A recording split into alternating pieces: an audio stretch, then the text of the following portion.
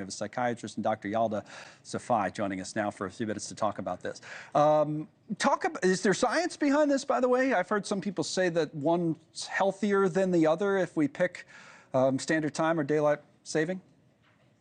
Sure. Our bodies function best when it's aligned with the sun.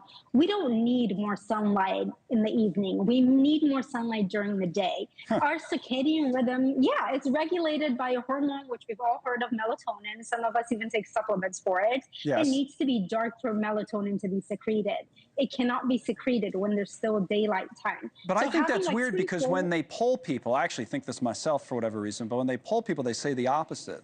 People don't like it when it gets dark early, like when it, because they say, oh, come on, it's dark at 4 o'clock. But you're saying we don't know what's best for us, essentially.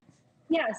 What's best for our health is when there's more sunlight in the morning and less in the evening, because we need the darkness for melatonin to be secreted. That's what's best for our health. Now, I understand why some people don't want it to be dark at night early. I get that. But what's best for our health is more sunlight in the morning, less in the evening. Does what we do now make sense, or are we right to be frustrated with it? So the spring forward is more of an issue because it gets dark later. We don't need sunlight at 8 p.m., right? We need sunlight in the morning. So spring forward is more of an issue here, and it disrupts our circadian rhythm more than it does on the other side of the year. So I guess that's why it's interesting. You see the latest sunrise of the U.S. without daylight saving time, it would be, it'd be pretty late. That's what they said. I was reading or mentioning that's what happened back in the 70s, right? Is that the parents all said, oh, my kid going to school, it's dark out 8 or 9 o'clock in the morning, right? And that's a health issue.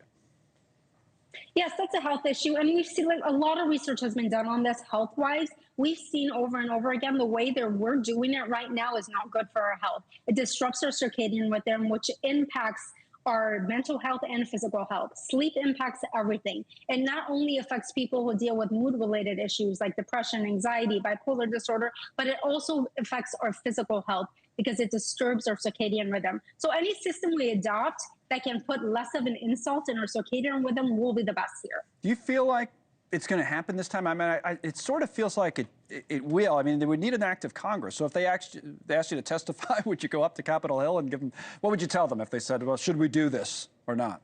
Sure. I mean, we got to think about why this was enacted in the first place during the World War to conserve energy. But some of the reasons behind that are obsolete nowadays. We don't need to really be conserving energy, and it's impacting our health. A lot of studies have been done on this, and it's shown that economically and health-wise, it's not in our best benefit. So what would I do when I talk to Congress? I would advocate for aligning anything that's best with our circadian rhythm, so not touching the clock. Yeah, so sunlight, you want the sunlight in the morning, and then we're all going to be angry at you because it's going to be getting dark at 4 o'clock, and we're going to blame you for it. So this is the...